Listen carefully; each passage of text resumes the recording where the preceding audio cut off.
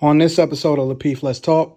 Solve for, or you can't solution for what it is that we're trying to do long term. They can't even see that long term. They can't even see that vision. You know what I'm saying? And if people are only there for the money, that's going to be a problem. You got to actually believe in what it is that you believe, and then the money come afterwards.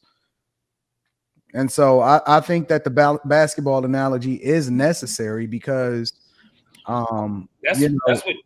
it kind of remind me of, like, I hate to use basketball analogies, and we can combine it with money. You can look at the Golden State Warriors, right? And everybody getting paid. Clay got paid. Draymond got paid. Steph got paid, even though Steph took a lower contract in order for them to be able to recruit more talent. But now he getting that extension. But it takes being able to see that long-term vision, because all of them winning then made them more important to each other in order for the management to keep them together. You know what I'm saying? And they all got paid as a result of it. I think we're missing something. I think it's an element of actual control. I think ego can be good or bad. Y'all both. I mean, everybody made points about the negatives of ego, but I mean, the most successful people has the biggest egos. You know what I'm saying? If you want to use Jordan as the greatest, Jordan had an ego like a motherfucker. You are correct, bro. But like, is that ego at that point, or is he actually definitely ego? No, it's actually watch basketball. Yes, because it's ego. Oh, he was acknowledging reality of being the best. Now, if you weren't the best and you were like, you know what, I'm the best. Now that's true too. You haven't looked at enough of Jordan. That Jordan got better when people fucked with him. When somebody pissed Jordan off, he got better. He got better when he should have been worse. So, like I said, that's an ego thing. That's a drive thing. You know what I'm saying? I didn't be in positions where I'm in the military and I'm doing something, and my ego would drive me to levels that I never thought I can achieve. You know what I'm saying? Logic, do you think drive, confidence, and perseverance are all the same as being egotistical? Yes, I think all. That's why I said. Okay, that's where the misunderstanding is. That's why I said I conceded. I agree with Courtney too. I think it's a fine line. I don't think you should like shut off your ego, because that's like shutting off of your drive. You know what I'm saying? And then sometimes your ego can be your worst enemy because you think you're bigger than the position you can play. So I mean, I'm with both sides. I'm confused on this topic. I would say even with Jordan, going back to him and it were in relationships. I mean, watching that 30 for 30 on Jordan and how he treated his teammates, they couldn't stand him and they hated him. Yes. And they don't have relationships with him because he was a maniac. Yeah, he was. So his action, I mean, it drove him to be great, but that was because he was a talented man. So, but that ego made him, and what we know about Jordan now, we don't look at him the same. I didn't know that he was crazy, nor does his teammates have respect for him in that manner. That's a good example too, Courtney, because if you use what Kevin Hart was stating and you put it in the context of the Jordan experience, you know what I'm saying? His ego did make them win. But at the end of the day, what about the relationships? None of them guys even talked to him on that team. Like he destroyed. I think the only person that talked to him was like Phil Jackson. Everybody else hate him. BJ Armstrong. I mean, nobody had relationships with him. So I mean, I think we did. That man was a douchebag.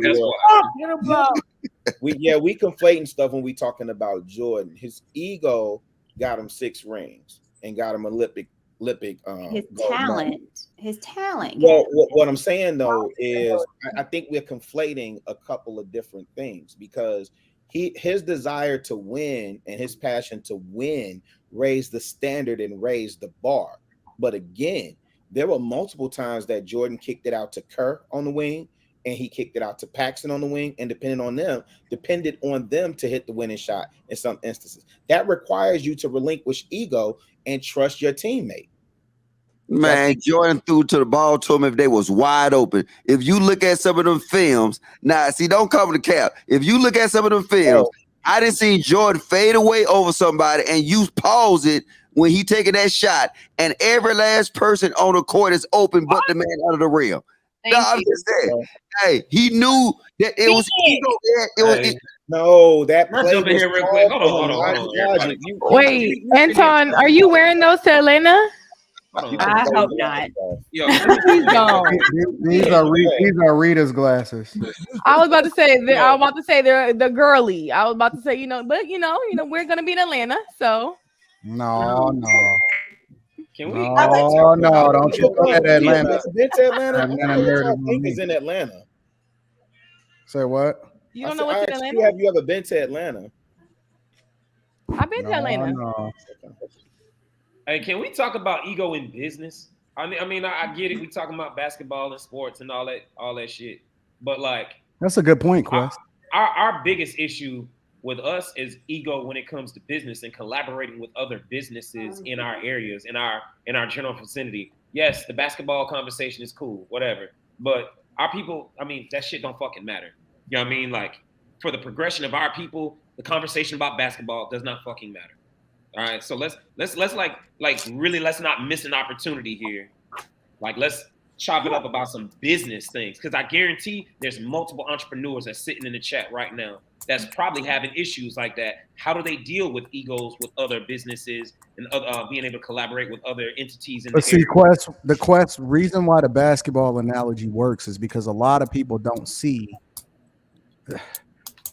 monetizing something is what happens after you put together the team, right? So, like, for example, let's talk about YouTube in a general sense, right? Before we ever start, monetizing any platform, you actually had to buy into the vision. And it's a lot of people that fell off. There's a lot of people that were supposed to hold us down and they didn't, and all of this other type of stuff. And at the end of the day, you know what I'm saying?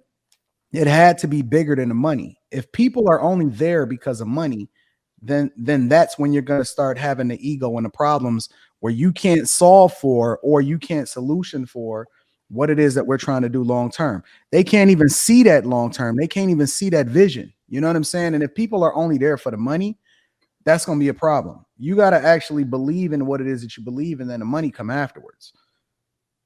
And so I think that the basketball analogy is necessary because